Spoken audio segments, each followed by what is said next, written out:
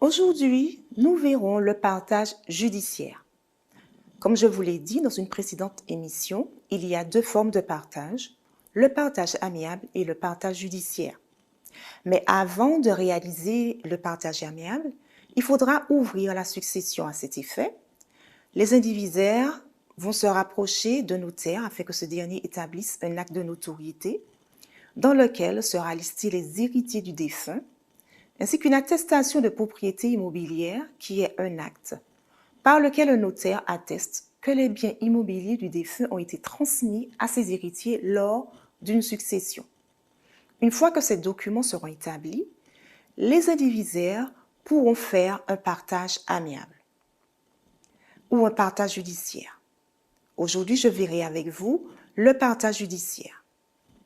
Ce partage judiciaire sera possible lorsque l'un des indivisaires a refusé de consentir au partage amiable ou que cet indivisaire ou plusieurs indivisaires élèvent des contestations. Lorsque le partage amiable n'a pas été autorisé ou approuvé par le juge des tutelles, la demande de partage judiciaire sera alors faite par assignation de tous les co-indivisaires en cas de désaccord entre héritiers ou par requête conjointe. Le tribunal compétent est le tribunal judiciaire du lieu d'ouverture de la succession.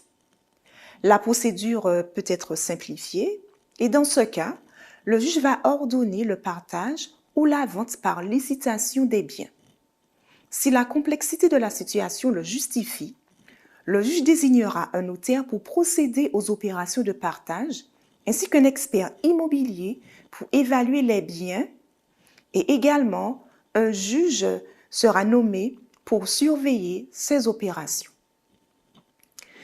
Dans les situations les plus complexes, le notaire devra déterminer la part de chaque héritier, procéder à l'estimation des biens avec l'assistance éventuelle d'un expert et à la composition des lots. Le notaire doit établir un acte liquidatif dans le délai d'1 an suivant sa désignation. Ce délai pourra être prorogé. Il peut être décidé de la vente ou de la licitation des biens périssables ou dont la conservation n'est pas souhaitée à la demande d'un ou de plusieurs indivisaires, et le tribunal peut aussi ordonner la vente ou la licitation des biens ne pouvant être facilement partagés ou attribués. Si les parties parviennent à un accord, l'acte de partage amiable sera établi devant ce notaire et le notaire en informera le juge qui constatera la clôture de la procédure. Mais en cas de désaccord des partageants sur le projet d'état liquidatif du notaire, le notaire va transmettre au juge commis un procès-verbal reprenant les dires respectifs des parties ainsi que le projet d'état liquidatif. En cas de mésentente persistante, le juge commis fera rapport au tribunal qui devra statuer sur les points de désaccord. Ou bien le tribunal homologue l'état liquidatif et ordonne s'il y a lieu le tirage au sort des lots devant le juge ou le notaire commis, ou bien le tribunal va renvoyer les parties devant le notaire pour établir l'acte constatant le partage. En cas d'inertie d'un indivisaire, le notaire pourra le mettre en demeure par acte extrajudiciaire de se faire représenter. Concernant la composition des lots, il doit être composé autant de lots qu'il y a d'indivisaires copartageants ou de souches copartageantes.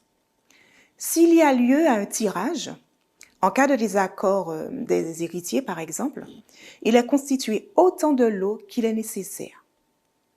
Dans la mesure du possible, il sera évité d'avoir à diviser les unités économiques, c'est-à-dire les entreprises, et autres ensembles de biens dont le fractionnement entraînerait son dépérissement, sa dépréciation.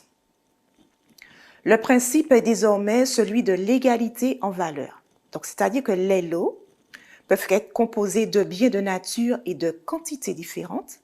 Et en cas d'inégalité de valeur des lots, la compensation se fait par le versement d'une soulte qui est garantie par le privilège des copartageants jusqu'au 31 décembre 2021 et une simple hypothèque légale à compter du 1er janvier 2022. La soulte est due au jour du partage. mais le débiteur peut obtenir des délais de paiement. La soulte porte alors intérêt au taux légal.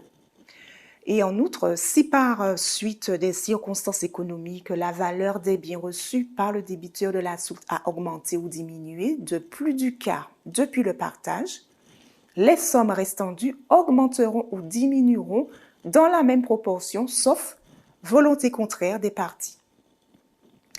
Un indivisaire peut demander l'attribution préférentielle de biens. L'attribution préférentielle est le droit que la loi confère à une personne de se faire déclarer propriétaire exclusif de biens ou d'un ensemble de biens indivis, à charge pour elle de désintéresser ceux qui avaient normalement vocation à participer au partage. La somme par laquelle le titulaire de ce droit préférentiel dédommage les copartageants se nomme une soulte. L'attribution préférentielle n'est jamais authentique. Elle doit être demandée. Et la demande est présentée au copartageant et à défaut d'accord amiable, cette demande sera portée devant le tribunal judiciaire.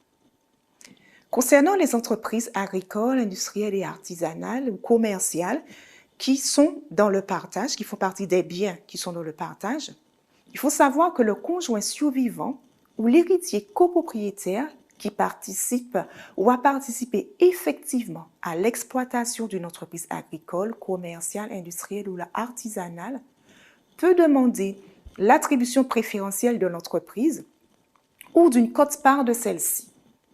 L'attribution préférentielle est un droit pour les entreprises agricoles qui ne dépassent pas les limites de superficie fixées par décret si le maintien dans l'indivision n'a pas été ordonné. Dans les autres cas, la demande est soumise au pouvoir d'appréciation du juge. L'attribution préférentielle peut également porter sur des biens et droits réels à destination agricole en vue de la constitution d'un groupement foncier agricole. Concernant les locaux d'habitation ou professionnels, le conjoint survivant ou tout héritier copropriétaire peut également demander l'attribution préférentielle de la propriété ou du droit au bail du local qui lui sert effectivement d'habitation. Il faut savoir que le conjoint survivant ou tout héritier copropriétaire peut également demander l'attribution préférentielle de la propriété ou du droit au bail du local qui sert effectivement d'habitation. Cette attribution est de droit pour le conjoint survivant. Cette attribution est de droit pour lui s'il avait sa résidence au jour du décès. Et il aura aussi cette attribution de droit du mobilier, le garnissant, ou de la propriété ou du droit au bail du local à usage professionnel servant effectivement à l'exercice de sa profession. Et il aura aussi droit aux objets mobiliers nécessaires à l'exercice de cette profession.